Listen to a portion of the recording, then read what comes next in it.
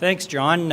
It's an honor and a pleasure to be here this afternoon to introduce the Regina ByPass project. It's a project that's been in the works for several years and will basically change the way transportation functions in not only the Regina region but also other regions in and around Regina and throughout the province. So it's a real honor to have the opportunity to give you a bit of an overview of the bypass, talk about some of the things that went into developing the bypass and what the works are and going forward with it.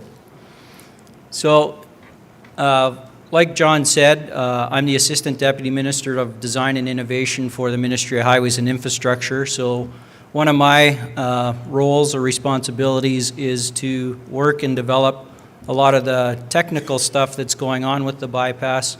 We also work directly with SAS Builds in the procurement of the actual work itself. So I'll give you a bit of an update where we're at with the bypass and talk a bit about that.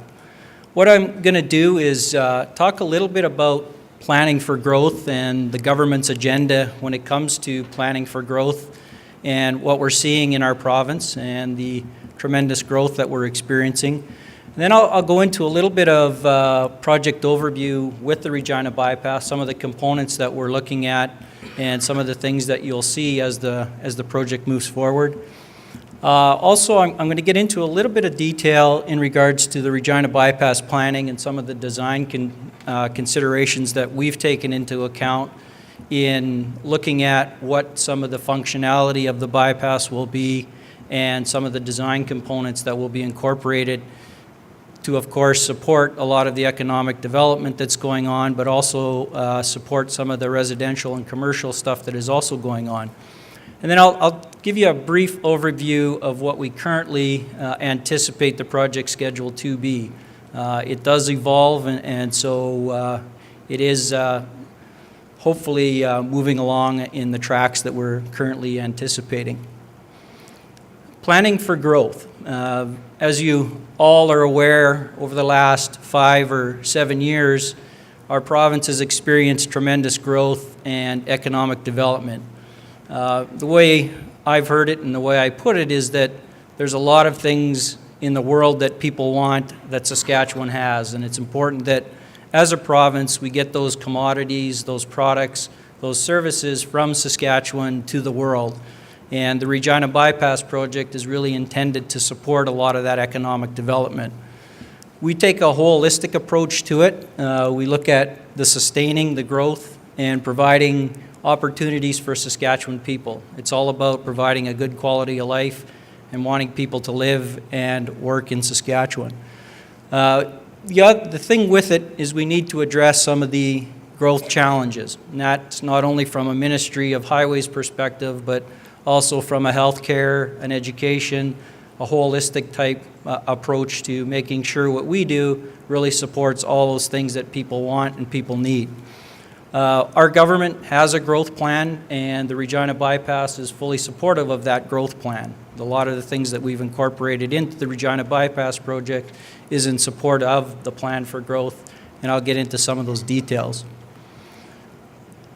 If you look at our province basically ships about 2/3 of the goods that they produce out to the world. So it's important from a transportation perspective that I deal with to make sure that products that are developed or manufactured or produced in Saskatchewan get to the world market, whether that's by truck, whether that's by rail or other means. It's important that we move them in an efficient and effective manner, and that's really a lot what we've done to structure the Regina bypass project is to make sure that as we move forward, we're providing something that's going to provide that transportation system for the next 30 to 50 years in an efficient and effective way. As you all are aware, we have the Global Transportation Hub on the west side of Regina. A lot of the bypass is tied to that, but it's also tied to other economic development opportunities, whether it's on Highway number 1 east, south of Regina, or north up to Highway 11 north of Regina. So the work that we've done with the bypass is not only to support the Global Transportation Hub, the Moose Jaw corridor or other connectors. It's really to provide that free flow type facility for those parts. So with our Regina ByPass, it is our largest transportation infrastructure project ever developed in Saskatchewan. It is going to entail about 60 kilometers of 4-lane highway. 40 of those will be new constructed lanes. 20 of those will be rehabilitating or improving some of the highway that you see, specifically more Highway number 1 east from Regina to Balgonie. There are approximately 10 interchanges involved with that. Some of them are what we call system interchanges, which gives us a free flow system from one highway to another highway connector. Other are what we call service interchanges, which provides access to industrial, residential, commercial type developments along the bypass. With the Regina ByPass, as I've mentioned, it's really a critical link around the city that connects to things within the city, but it also connects to some of the economic development things that are going on that you'll be hearing about today. I think Brian's going to go into it in a little bit more detail.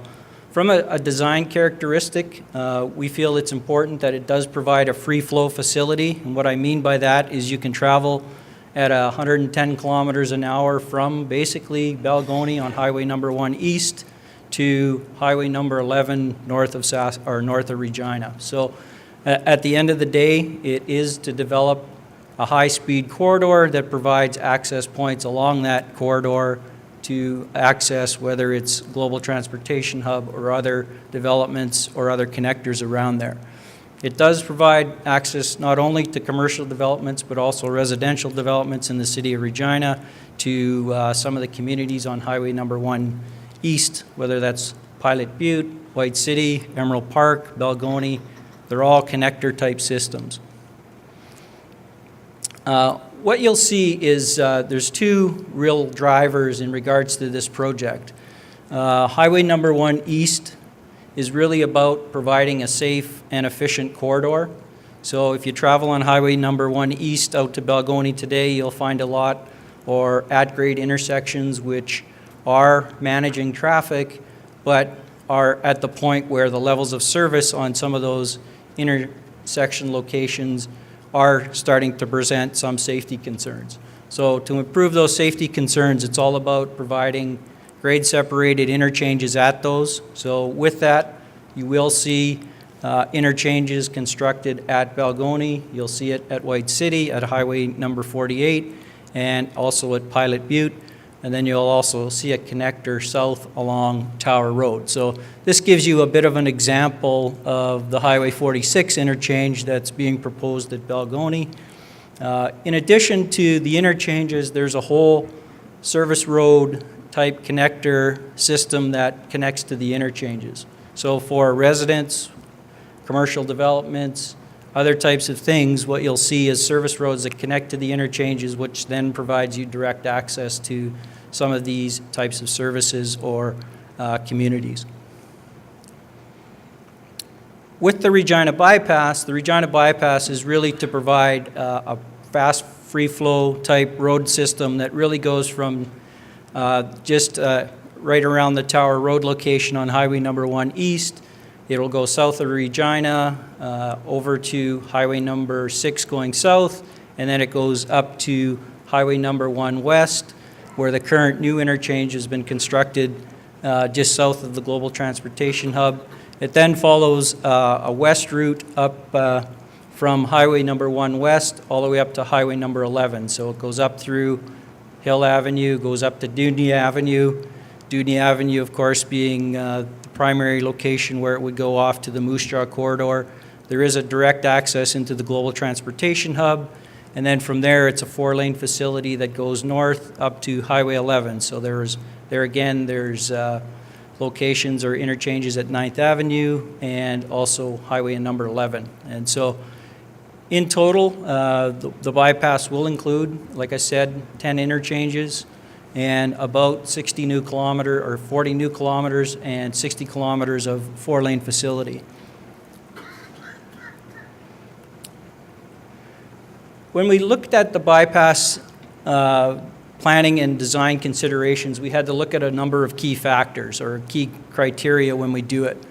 We had to look, of course, at anticipated population growth. So with that, with the P3, assuming we go forward with the P3, we are looking at a 30-year concessionary period, which means we would have to look at population growth in the neighborhood of going out to 2049. And so we didn't only look at today's traffic volumes and population, we also did some projections based on information that we were provided from municipalities and other projections to look at what would the communities of White City, what would the communities of Balgonie, what would the city of Regina look like not only today but in 2020, 2040, 2049, so that we had a pretty good understanding of what the needs would be going forward with the actual road and the traffic flows that would be tied to these population growths. In addition to that, we also looked at municipal development plans with some of the information from the City of Regina, from other RMs and others. So understanding or trying to understand where some of the future growth was, both residentially, commercially, and industrially, also gives us a perspective of what are some of these traffic demands going to be, what are some of these delivery points are going to be. For example, trying to understand what's going to be happening at the Global Transportation Hub in the future, what's going to be happening on the west side of Regina, east side of Regina, in the RM of Sherwood Park, other municipalities, so that we could understand what those traffic patterns were. So from there, we really look at vehicle projections and what is the traffic flows going to be on the bypass in the future.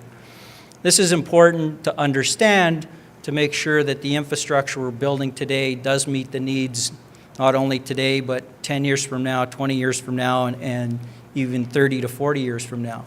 So with that, this particular drawing looks at the fact that if you look at the blue, that's Highway number 1 east from Regina out to Balgonie. That's the traffic that flows on there today. So if you look at it, we're in that 20 to 30,000 vehicle range of traffic. When we start to do the projections onto the bypass in the next 10 years, and the different line widths and colors really represent 10 years from now, 20 years from now, 30 years from now, we start to see similar traffic flows on our bypass system, what we're really actually experiencing on Highway number 1 East today. And so knowing that and understanding that, that's important to make sure that the infrastructure we're putting in does serve the needs in the future. With the project itself, right now, the project schedule that we've talked about is right now we're going through P3 evaluations with a number of proponents. We hope to finalize that sometime in the spring, assuming that the information is there and the design and their submissions are there. We look at if that is in fact doable, then we would look at financial close sometime in the summer of 2015.